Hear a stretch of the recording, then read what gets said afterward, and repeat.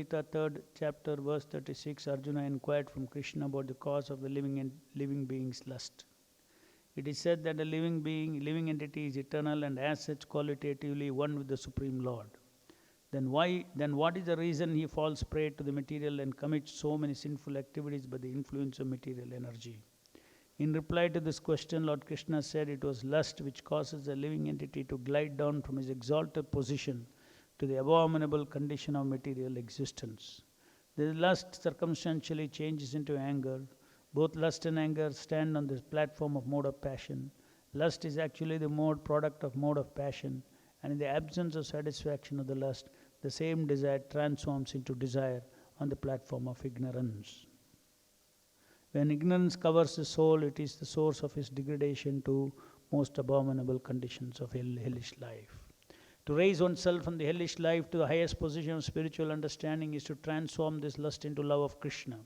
Shri Narottam Das Thakur, a great Acharya of the Vaishnava Sampradaya, said, Kama Krishna Karmarpane. Due to our lust, we want many things for our sense gratification, but the same lust can be transformed into a purified way so that we want everything for the satisfaction of Krishna, satisfaction of the Supreme Personality of Godhead. Anger also can be utilized towards a person who is atheistic or who is envious of the personality of Godhead. As we have fallen into this material existence because of our lust and anger, the same two qualities can be utilized for the purpose of advancing in Krishna consciousness, and one can elevate himself again to this former pure spiritual position. Srila Rupa Goswami has therefore recommended that because in this spiritual existence we have so many objects of sense gratification which we need to maintain, which we need for the maintenance of the body, we should Srila Rupa Goswami has therefore recommended that because in the material existence we have so many objects of sense gratification which we need for the maintenance of the body, we should use all of them without attachment for the purpose of satisfying the senses of Krishna, that is actual renunciation. Thus ends the Bhaktivedanta purport. Story of the living entity, the common story of all of us, is continuing here. How after each one of us having fallen out from the womb of the mother,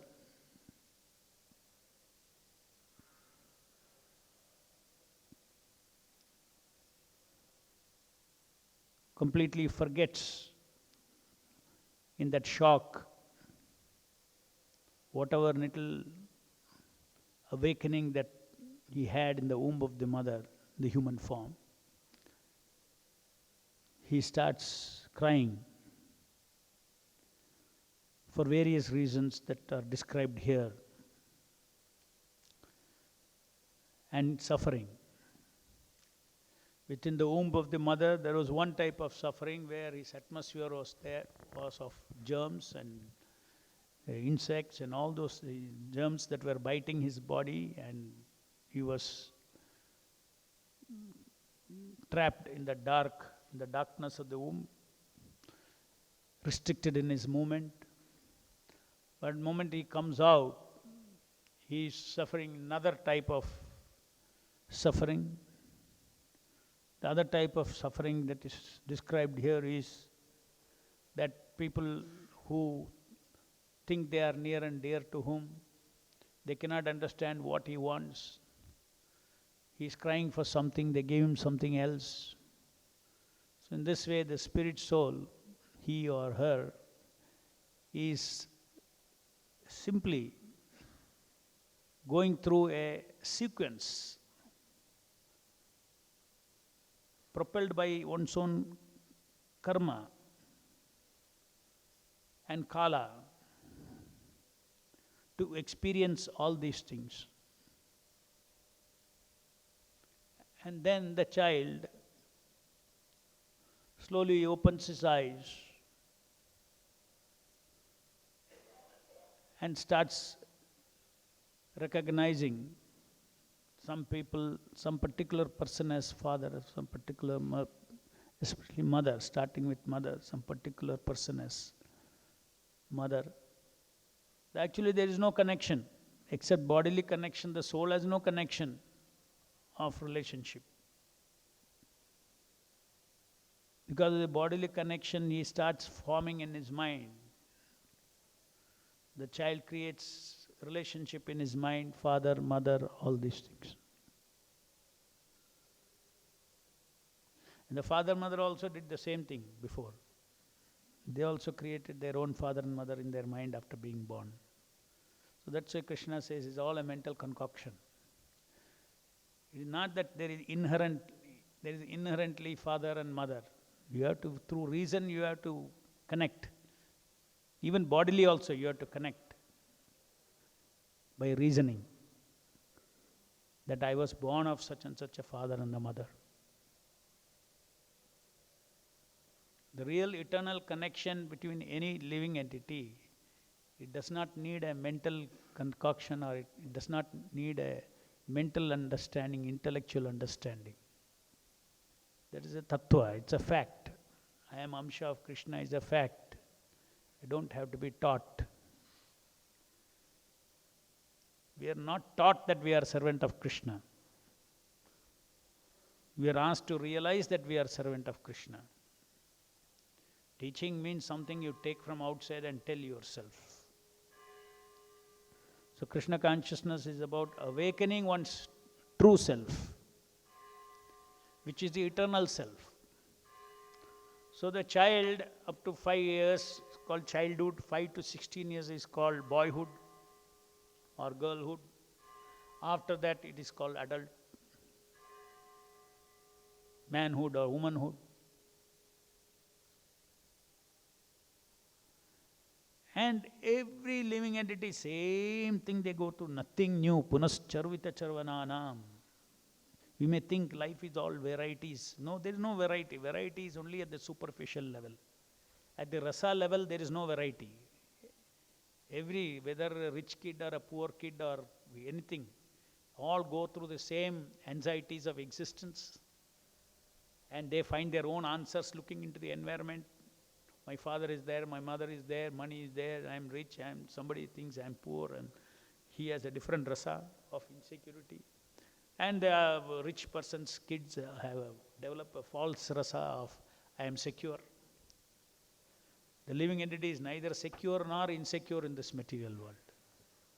The living entity is eternally secure under the lotus feet of Krishna.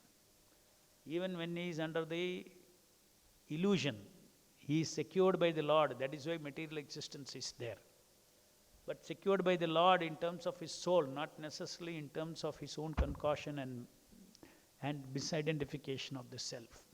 The soul is always protected by the Lord. In fact, the soul is protected by the Lord. That is why this material covering is given and living entity sent into the material world.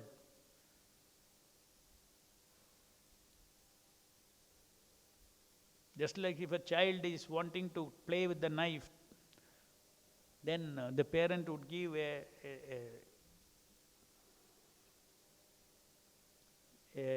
toy knife. But in this case, our supremely loving parent, the Supreme Lord, not only he gives us a toy knife, he gives us a toy body also. So as much you want, you can cut your toy body. But you are not cutting yourself. So the living entity is never harmed, except it is the harm is the only suffering of the living entity is forgetfulness of Krishna. And all this journey that we are having, suffering, security, insecurity. Security is also illusion, insecurity is also illusion. Both are created to whom? To the false ego, which is not I. So feeling secure, feeling insecure, all should be thrown out. What is the truth? Truth is, I am Amsha of Krishna, I am eternally secure. I am spiritually secure.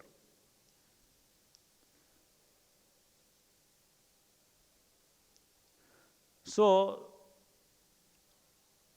everywhere, at all stages of life, boyhood to youth, everywhere the living entity finds a conflict of his desires with other living entities' desires. That is when jealousy, anger, jealousy, kama, from kama, krodha, lobha, moha, mada, matsarya, all these things goes on developing. So the person's body in relationship with rest of the living entities in this world is full of these negative frustrations and emotions which never satisfies him, and this is the suffering that the living entity goes through the entire life.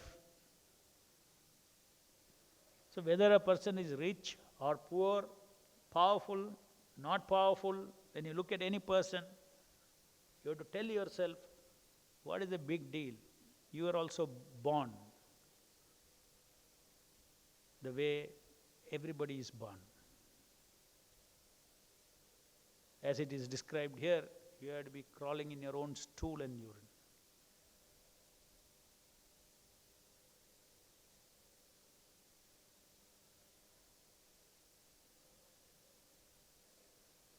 One who hears these narrations in Srimad Bhagavatam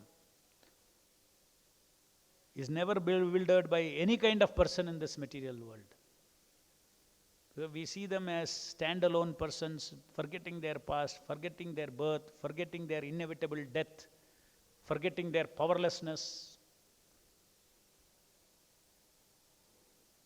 forgetting that nobody is better than an animal, except if he has got Krishna consciousness. All the propensities of the animal is in that person, in every one of us. That is a true perception of a conditioned living entity in this material world. When one sees the conditioned living entity in that, one will only feel compassion. Everybody is suffering. Somebody who is temporarily in a good position is also suffering. For some time he may have money, sometime he may have influence, but all are inevitable.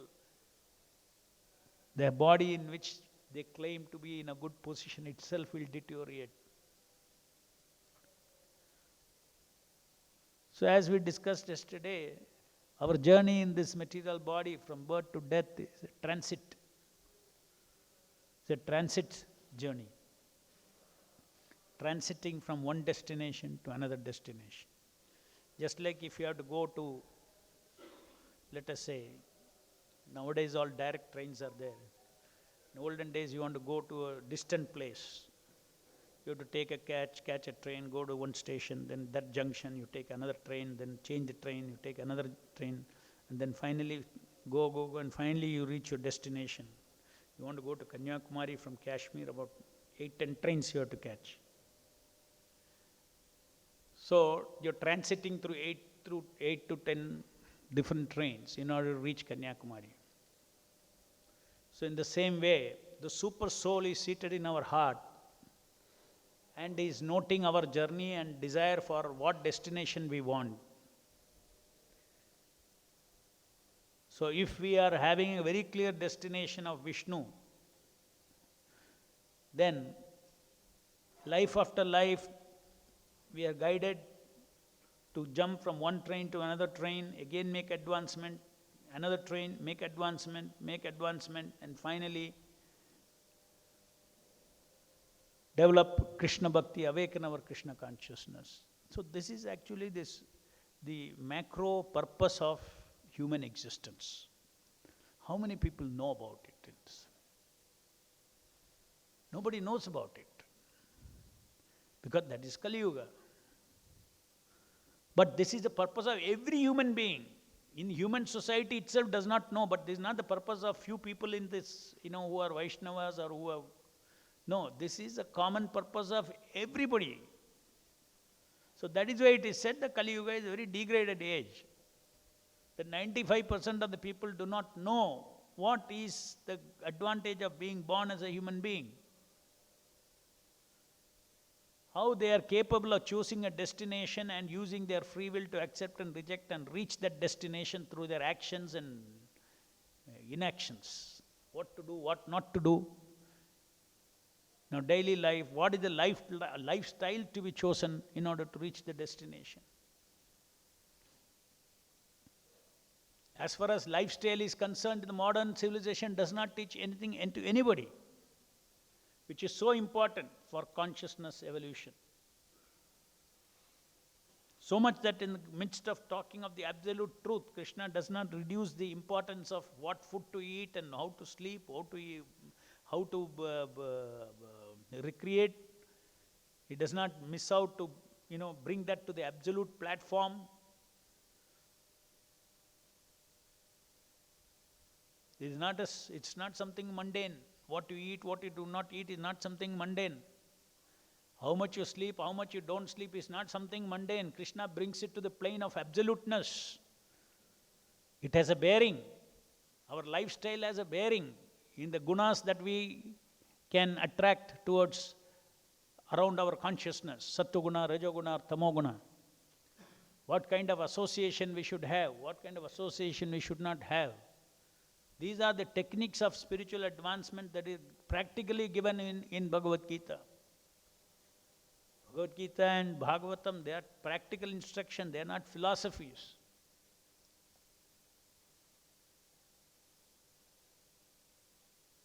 Philosophy may satisfy our mental speculative tendencies. And anartha, anyway we have to remove that.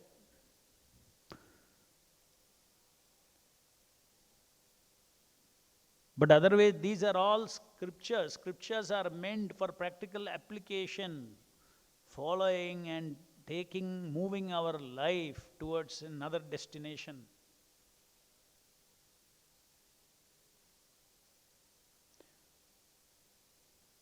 The goal of life is not to acquire knowledge. Goal of life is to acquire knowledge and apply it and move forward in life.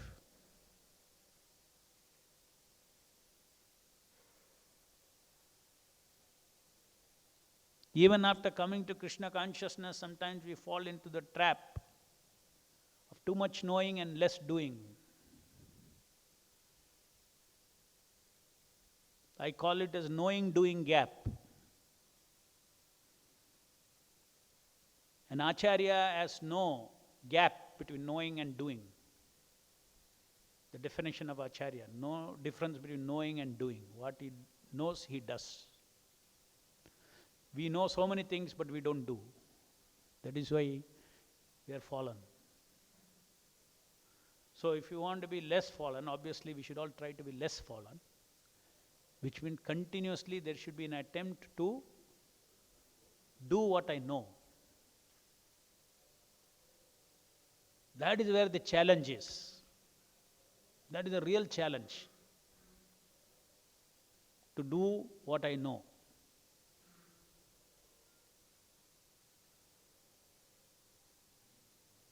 Spiritual advancement, we move in real world up. In the real consciousness evolution we move out. Not only on the intellectual plane. Everything is a plane. There is an emotional plane, there is a physical plane, there is an emotional plane, there is an intellectual plane. Then there is an existential plane. Eternity. We need to move in the eternity plane. That means we need to, just like we have intellectual realization, we need to have existential realizations. What exists, what does not exist. When you have intellectual realization, you see the world with your intellect. When you have existential realization, you see the world with the real existential realization. What is transient, what is permanent. Automatically we start separating matter and spirit in our perception.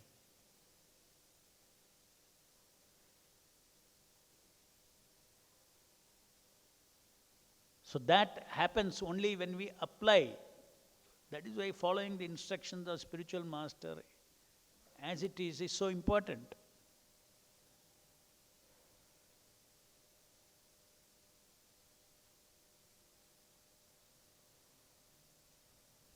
Guru has come to take us back to Godhead. Guru has not come here to give us knowledge.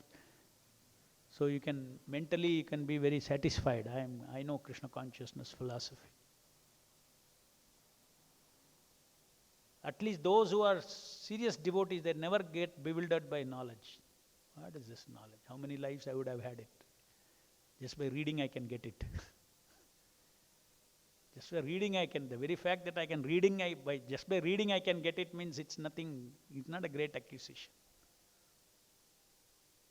But when I say I am not this body, if I can actually see with my inner eyes I am not this body, that is my ambition.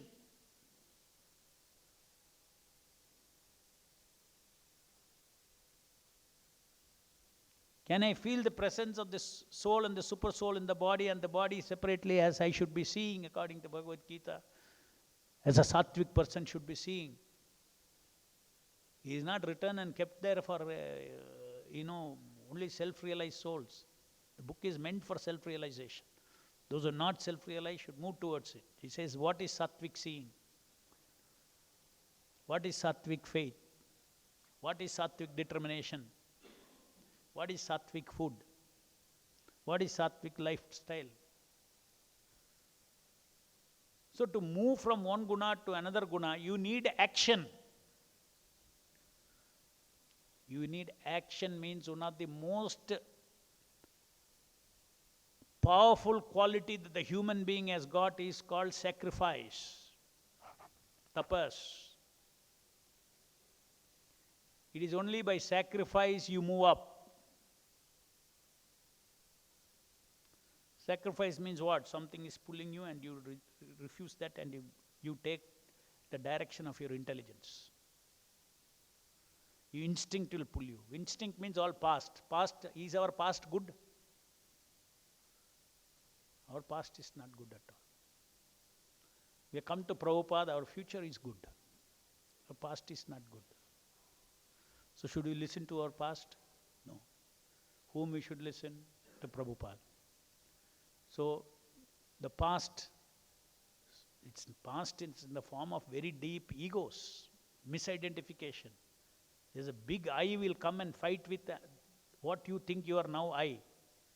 And your present I is a very mild fellow, I am servant of Prabhupada. But that fellow is a big fellow. Mota he has grown, feeding for so many years. So naturally the two eyes come together, no? Then you will only say, this is me, this is not me. Or this me will just get suppressed.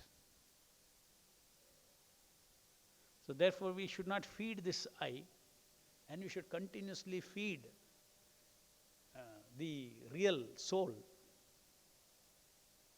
And then we build up our real soul. Our Krishna consciousness process is not a process of, accepting and rejecting, things which are sense gratification, no sense gratification, sense gratification, no sense gratification. No, that's not the thing. Remember, that is not our process. Our process is accepting a lifestyle and rejecting a unfavorable lifestyle. It's much bigger than that. If you accept a lifestyle means what? Mode of living. What time you sleep, what time you get up, what you eat, what you don't eat. If these achars are not there, if these shilas are not there, it is impossible for us to make advancement in spiritual life. That actually makes us progress. That makes us advance in spiritual life. So we have come here for realizing. You may have knowledge, but you don't have realizations. Instead of realizations, realization means what? Is to realization. To see everything as what it is. That is realization. To see the truth is called realization. We are all immersed in illusionizations. We are expert in illusionization. We don't have realizations, we have got illusionizations. We see illusion as real. So, real struggle in life. And by jnana, going on thinking,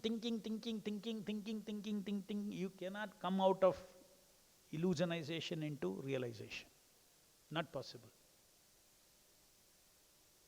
It is only to the path of using our free will to sacrifice the past urges.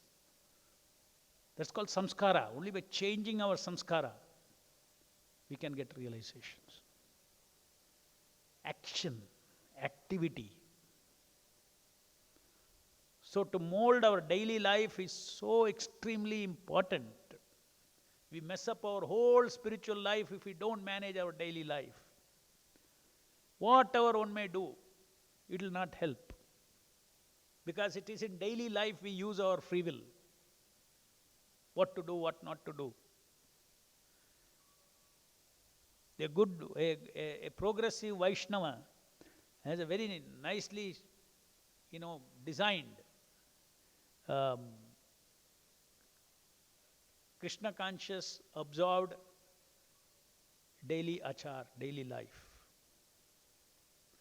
That should be our struggle. And then things will automatically, the living entity will start making progress.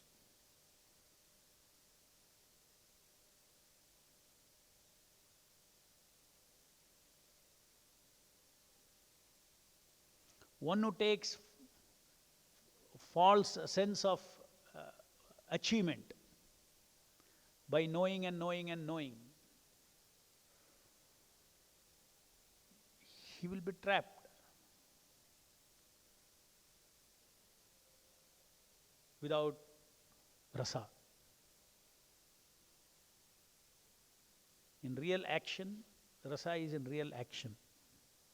When one does tapas, when he gets realizations, that is real rasa. Tapa is not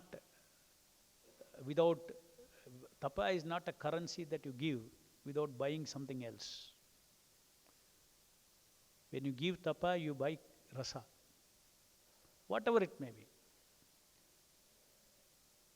Either knowledge rasa, pure vijnana rasa, knowledge rasa, chit rasa, ananda rasa, sat rasa.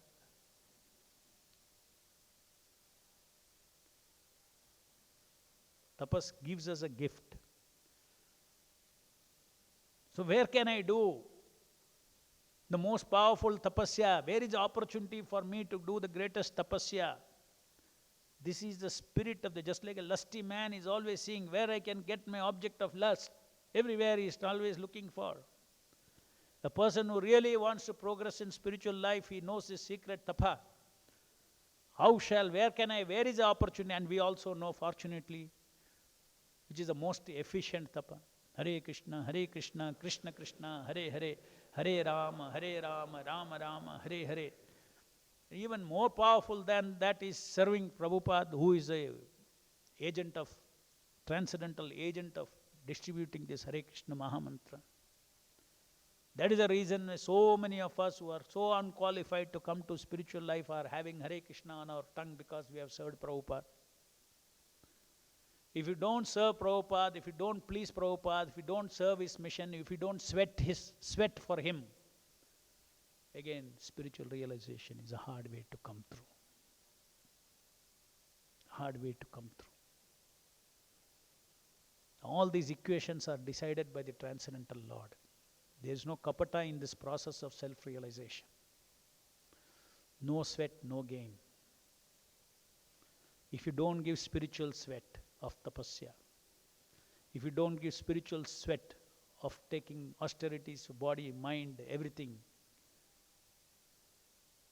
giving up social prestige, this, everything, for the sake of the pleasure of the Supreme Lord, for the pleasure of one spiritual master's mission, practically speaking, its mission, then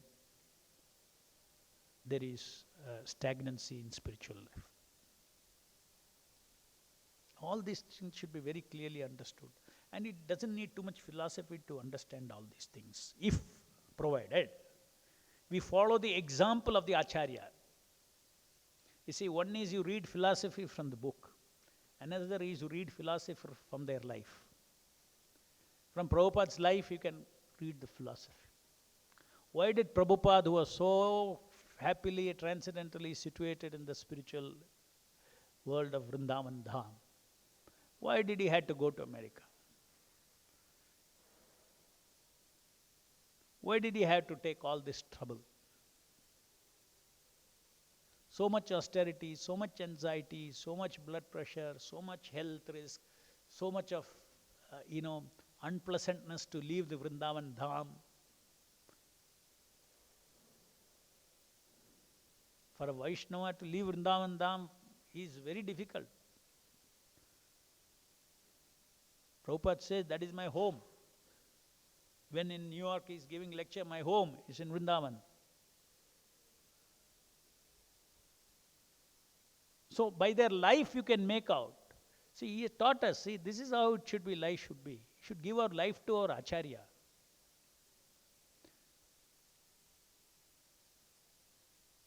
What all I can do for him, for his mission. And then, by the blessings of the Vaishnavas, one can get the blessings of the Lord.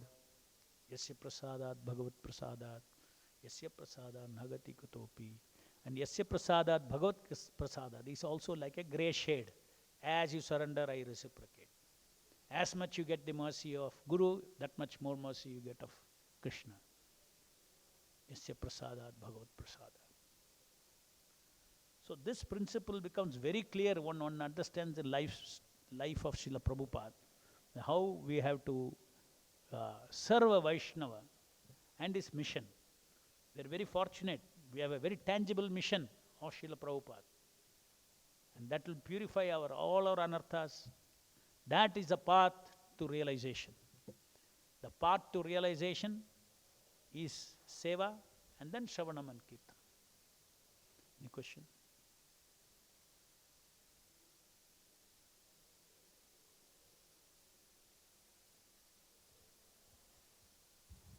Hare Krishna, Prabhu. Prabhu, I'm sorry, I'm asking this question a little too late. It's based on last week's class, but I had a little contemplation on that and I was able to understand some things. So last Tuesday you had given a class and the shloka was again the same thing on the child suffering. But in the course of the class, you were talking about how to depend on Krishna. And you're speaking on like, it goes on like, why do you have to bother about, we are not his body. We are not his body, we are eternal. And why do you have to bother about body relationships and things like that? And something in the class went on to something about old age and being cared for in the old age. I did not get this context or how it was related to the class. But then you were speaking about how in the old age, don't bother about anyone to look after you. Don't worry about these body relationships. You are spirit soul, you're eternal, you're connected to Krishna.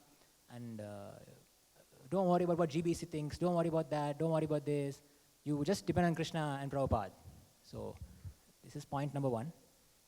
Then I was thinking, no, because I have to depend on Krishna and Prabhupada. No, I am doing my service, but am I really dependent on Krishna and Prabhupada? So that is one question. The next day's class, Lakshminath Prabhu asked a question. The class was like the class was like how you had explained how we can realize Krishna only through a feeling, not through shastric knowledge. You had mentioned that. So Not through the feeling. Not merely from Shastric knowledge has to lead to feeling. Yes, because just by knowing, because the soul, the baby in the womb, the fetus was not having shastric knowledge, it was having a feeling. It was a feeling. So then Prabhu had asked that question. You had mentioned how, because how we can feel for Krishna at this point. So this question again is something connected. So then you had mentioned as answer that right now we cannot feel for Krishna. We just have to follow, just do service, following the rules and regulations. So this is one point. So that point is, I have to depend on Krishna, and have to depend on Krishna means that is a very big thing. Suppose I have some problem, I may have some issue, mental, physical, anything. Suddenly if I say depend on Krishna, or should I go and ask somebody? Or how is it? Because we had mentioned GBC also, don't depend on GBC. GBC means it's like, do not depend on any authority, do not depend on anything in the temple. Just depend on Krishna and Prabhupada. So if that is the case, now suppose I fall sick tomorrow, should I say I depend on Krishna and Prabhupada and let everything happens? Or should I do something activity? Or even just forget about falling sick. Something is there in the mind. I have some other problem. So should I say, okay, Krishna and Prabhupada? Because I come across this a lot of times. Anytime you go to anyone, the most common answer they give is, depend on Krishna and Prabhupada. The before anything. highest That's the highest, correct, Prabhu, the highest. but we are not in the highest platform, unfortunately. We are like very, very fallen. So we have to take baby steps, no? Now this, what is this exactly? I mean, the thing was, my question was, why had you had said it like that? Okay. Because I got the because let me just finish last part. Right? Because you had said, do not worry about anything. Don't worry about GBC, what they say. Don't worry about anything what happens in old age. Don't worry about any bodily relationships. Do you want any bodily relationships? Because you are not his body, your spirit, soul. Depend on Prabhupada and Krishna. And yet conclude the class that day. Right. So Okay. how to understand that?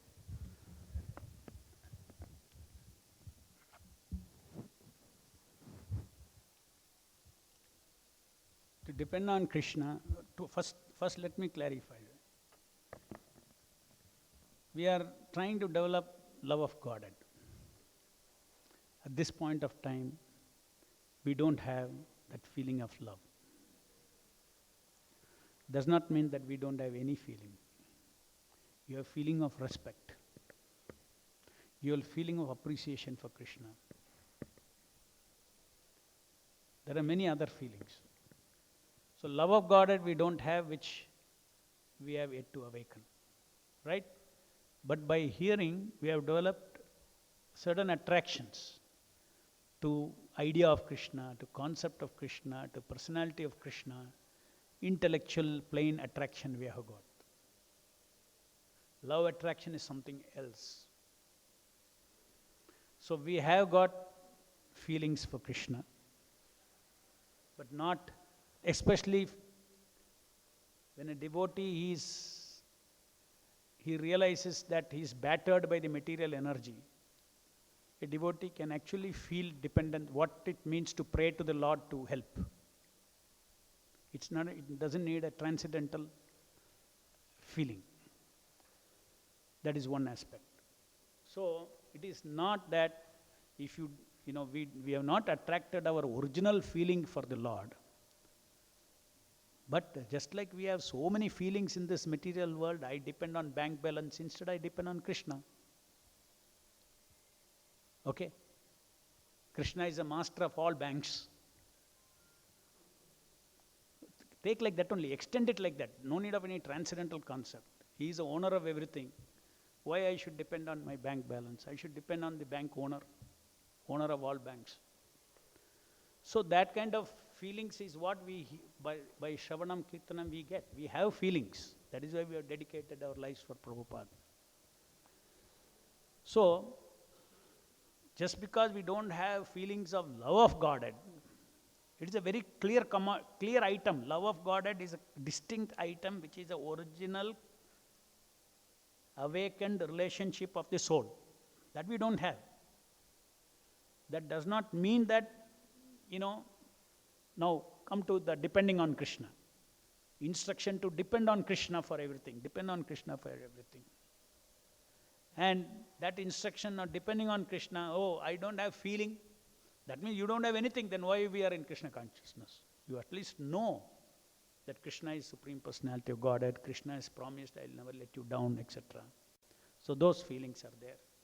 So therefore there the devotee starts completely depending upon the Lord.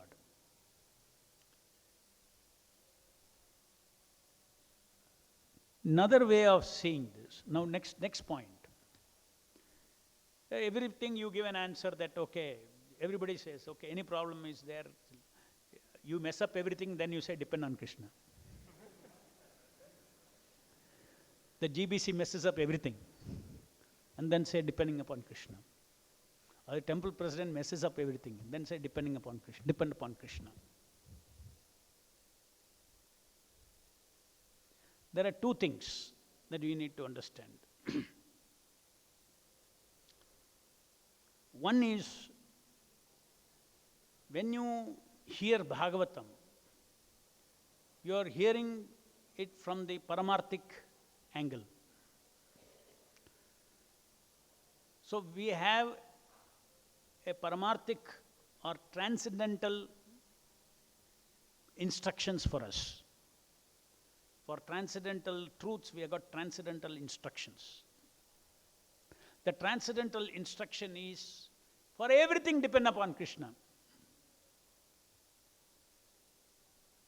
Now when you depend upon Krishna, transcendental instruction, when you depend upon Krishna, even for your food, everything. The doubt comes that what if I depend on Krishna, then will I get it or not? If you have that thinking, I will get it or not, then you don't have faith. Then it is not on the transcendental plane. So on the transcendental plane, when you depend on Krishna, the focus is not on what you want. The focus is on the surrender to the Lord, that He will take care whatever He thinks I need. It is not that I depend on Krishna for this need, and whether this need will come or not, let me watch. No. I depend on Krishna for Him to decide what I need, what I don't need also. So to completely depend on the mercy of the Lord. So that is practicable irrespective of whether finally it bears fruit or not. I don't depend on Krishna for my fruits. That fruit is also handed over to Him. Whatever He wants, let Him give the fruits. So in that sense, in the paramarthic level, every Bhagavata devotee has to practice complete dependence upon the Lord. Notwithstanding paramarthic duty level, if he is a grahastha, he has to do some dutifully. Dutifully means not depending on. Dutifully executes, okay, I have to have insurance, I have to have this, I have to have that. He may have certain things. So there is a Vyavaharic level, there is a duty for a brahmachari. There is a duty for brahmachari also to take care of health. He has to do. But if he is unnecessarily panicking day and night about his health, then he has crossed this Vyavaharic plane and he's become a mundane warrior of health. But he has to think about his health. So at what level you stop your thinking, what level you take your anxiety up to. So you have to combine yourself. Whenever you are doing at the Vyavaharic level, you are doing what you ought to do, protect yourself. Eating, sleeping, mating, defending. Everybody has to have defending. That has to be self-protection. It is a conditioned stage. Self-protection is inbuilt in our body, isn't it? Even if you are very pure, if I bring my finger towards your eyes will close. Defense mechanism is there. Yes or no? No, I am a pure devotee, eyes will not close. I depend on Krishna. It will have to close. It will close. Defense mechanism. So just in the same way, the mind also has defense mechanisms. So those defense mechanisms are called eating, sleeping, mating, defending. So that defending each of us have to do at the Vyavaharic level. But we should not take it beyond a certain level. That Guru will tell you. By association of Vaishnavas, you know how much you cannot go beyond that. So it's not that either that or this. No, depend on Krishna. Because you don't differentiate between those two dharmas. Paramarthic dharma and Vyavaharic dharma. Sharirik dharma and Adhyatmic dharma. Even we have that difference in this material world. So if you don't separate these two things and respectively feed each of them, you will always run into contradiction.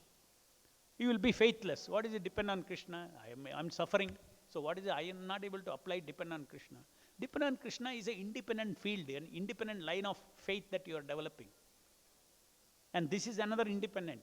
This is, here Krishna reciprocates, not reciprocates. It is in His wish and will. So therefore, both have to be talked. That is why I said, even if the GBC defaults in executing its duty, that is the problem of the GBC for their future. What is their problem? Their reaction for them, spiritual reaction, material reaction for them, for not doing their duty. But you simply have to execute, you simply should not bother about what arrangement is being made for my old age. What is the GBC doing for old age, for all devotees? Then everybody becomes like a karmi now. I don't care for myself. If I should care for other Vaishnavas. If I don't care for myself, the GBC's duty is duty as an organization to care for other devotees, their old age, what will happen and all. And in spite of that, there is no guarantee of anything. After making all arrangement, let's say the policy is there, the policy doesn't look very friendly. Old age policy for devotees doesn't seem to be very friendly. If it is not friendly, just suffer, that's all. That's the spirit. See, the thing is, from whose point of view you are seeing everything. From me, as a center, my concerns, how I should see, is completely another paradigm. That becomes a contamination. If I protect myself beyond a certain duty, then it becomes a contamination to my bhakti. I am losing faith in the Lord. I do what I can and leave it to the results in the hands of the Lord. Is that okay? Okay. Let me rephrase this. Prabhu, first of all, I am not worried about my old age because I do not know how long I'm going to live. So, Correct. Old age, what happens? Let's worry about it then. But we have to worry about our present. And number two, I don't have bank balance or anything. I've left everything. Okay. Okay, that is one thing. And GBC defaulting, I really don't care. I mean, I don't know. Those are like, it's difficult to understand that level. That is okay. But on an individual level, that's the reason I connected that feeling. That's the reason I connected that question about feeling. What does feeling mean? It means love. Now, feeling means many things. Yeah, okay. The feeling, when I love somebody, I depend on that person. But to depend on Krishna, I have to develop love for him. No, love you need not. But you don't need to love. Isn't it the right way? Like I can depend on the government, but how much do I feel Depend for on the depend on the government? Let's say the government is looking after the country for something. So I can depend on the government, but that is not our feeling of loving feeling. But depending on Krishna has to happen through love. So my question was actually based on that love actually, the feeling. That is a misunderstanding that you have. Love is not the only feeling that there is the whole spectrum of relationship is there. Love of God is at the peak. Before you love someone, you respect someone. Love is when you become close to someone. And it's a fact that we are not close to Krishna, except philosophically. Krishna as a person, we are not close. Well, philosophically, we are close. We know the philosophical tattva of closeness. We know the philosophy of love of God, all those things. So, it starts with Shantarasa, like that. Only it goes, appreciation. So, first is initially, you cannot love someone unless you know that person. Unless you know that person, when you know that person, you respect that person. When you respect that person, you want to serve him. When you serve him, then you get to know his mind. Otherwise, you just know who he is, what he is and all. Then respect, then know what his mind is. We are all going through those. In Bhagavatam, we are hearing and we are developing respect for Krishna. Respect is included in love. But in love, respect is included. But in respect, love need not be included because there is a distance. You don't know his mind. It's a beginning of love. So respect can be there. When we come into Krishna consciousness, we have respect for Krishna as a Supreme Personality of Godhead. And then we appreciation for that personality. Appreciation. Then we come into, so love is when you know closely.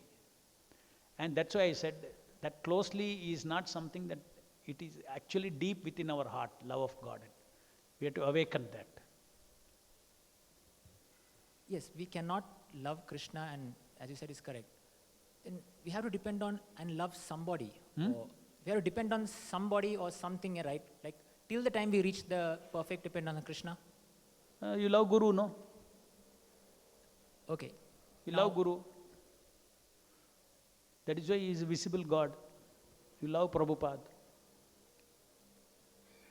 Okay, I'm not able to phrase it in another way. Correct. But Guru is not personally with me, isn't it? Guru is not personally with me in the physical sense. But if I say I want only Guru, I have got the answer that no, you need Guru and devotees of Guru also. Prabhupada disciple also, devotees also. Now, where do the devotees fit in?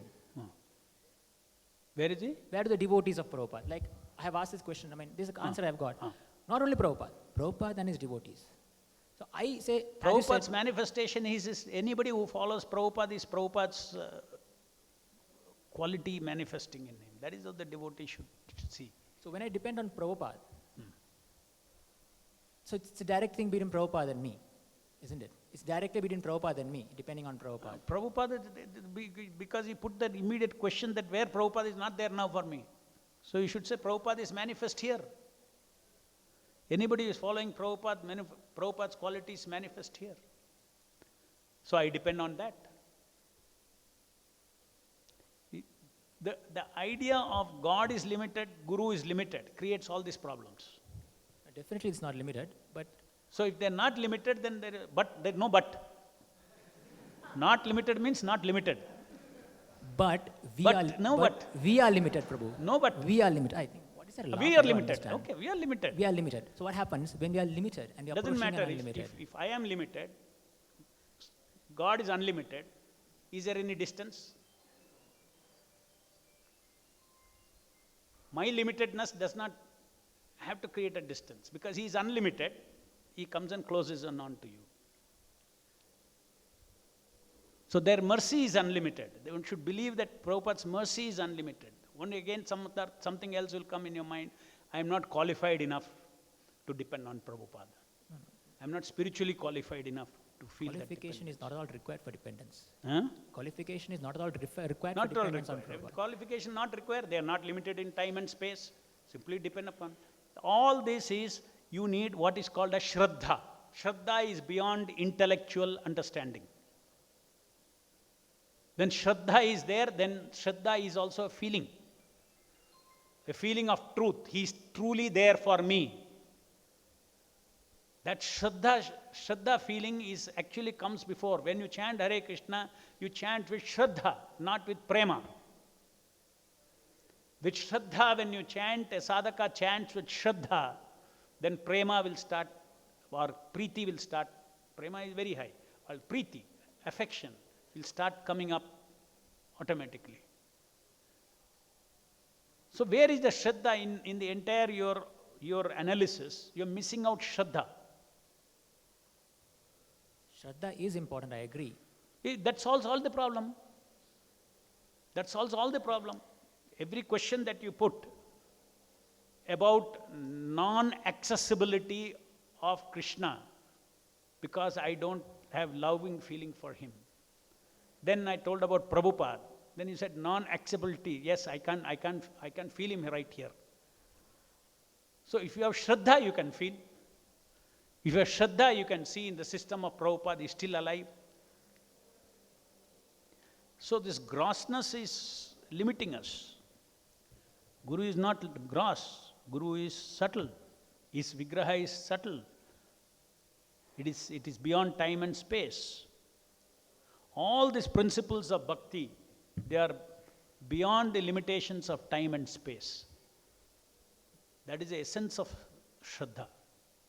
That sublime feeling that they are beyond that and they are accessible. If you are genuine. What is required is your genuinity, not your purity. Just like I am climbing a staircase, I may be in the lowest rung. But if I am genuine, I am climbing as fast as somebody who is climbing, who is at the 100th step. So that is genuinity, definition of genuinity. Somebody will be at the 10,000th step, very high, very pure person. You are at step number 2. You are as sincerely climbing and up and up and up as he is. Genuinity is same. Genuinity for even a bhakta can be same as that of a pure devotee. But where he stands today is different. So genuinity is not connected to purity. Sincerity is not connected to purity. Sincerity, even a new bhakta can decide, I have to be sincere to what I want. So you can give sincerity to Krishna at any stage. That is the only thing that we have. No duplicity. Sincere means no duplicity. Yes, I want means I want. I want and I don't want. That is not insincere. That is not impurity. I want, I don't want. That is duality. That is not sincerity. That is not weakness. Lack of sincerity. Sincerity of purpose. That's something we have to work, that Krishna cannot substitute. Krishna cannot give sincerity. He says, you give sincerity, I will take you. Sincerity you have to give.